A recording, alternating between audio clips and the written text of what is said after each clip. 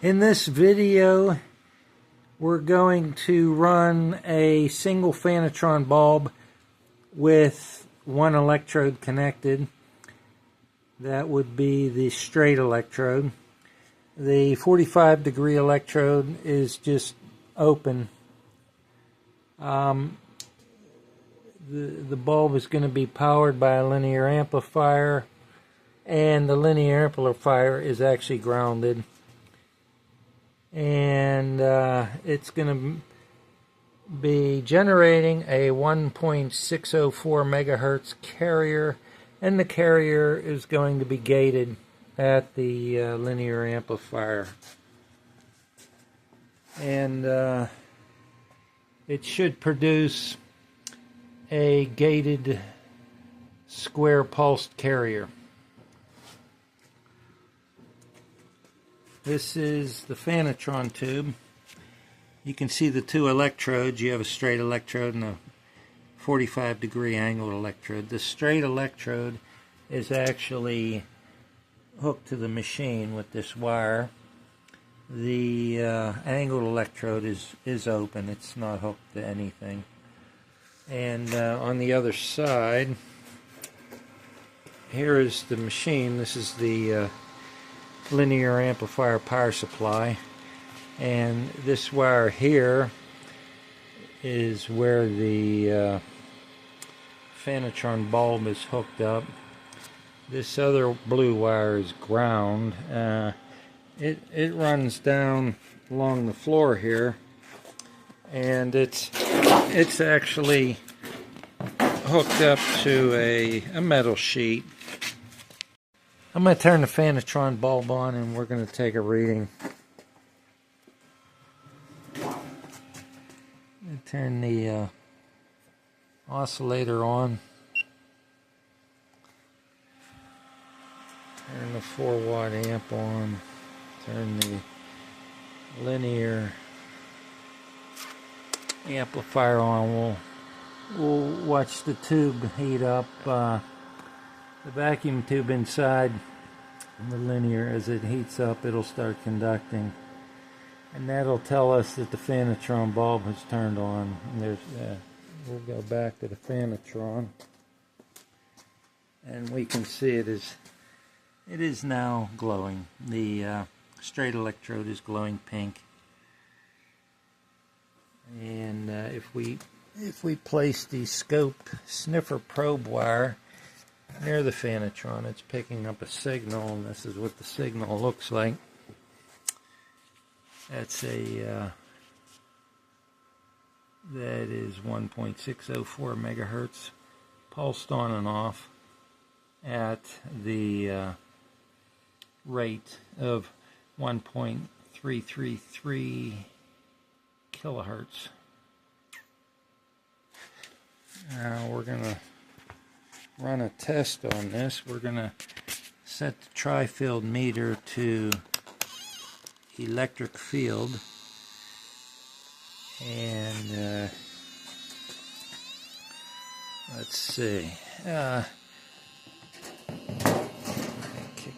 Okay, here's the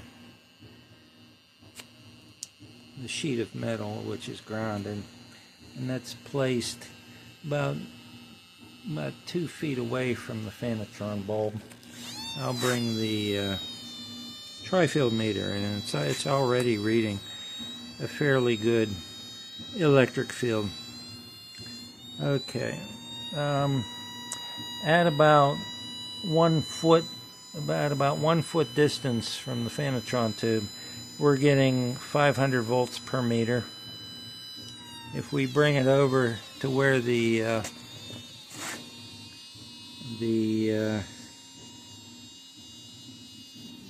ground sheet of metal is, it's reading about 70 to 80 volts per meter, and that's about 2 feet distance from the phanotron tube. And as I draw closer, at about 1 foot distance, it's reading 500 volts per meter. And then as I go even closer, I'm about 8 inches away from the phanotron tube, and the tri-field meter has overranged. So that's over 1,000 volts per meter right there. Then as I back it off, it goes down. If we try the magnetic field meter,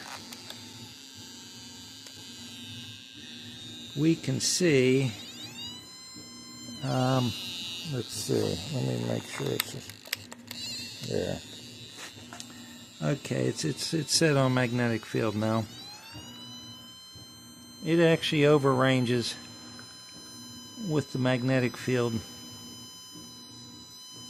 at a distance of about 10 inches from the phanotron tube. Overrange in this instance means over 100 milligauss. I'm moving it closer. At a distance of 2 feet, it's reading about 3 milligauss. If I set the meter on RF, it just pegs out. We're getting a lot of RF at this point. But I'm going to set it back to electric field. I'm going to stand in the way of the electric field and place the meter behind me, and it doesn't, I seem to be shielding the field, but here we are back at the oscilloscope, and it looks like a perfectly wonderful Rife wave with a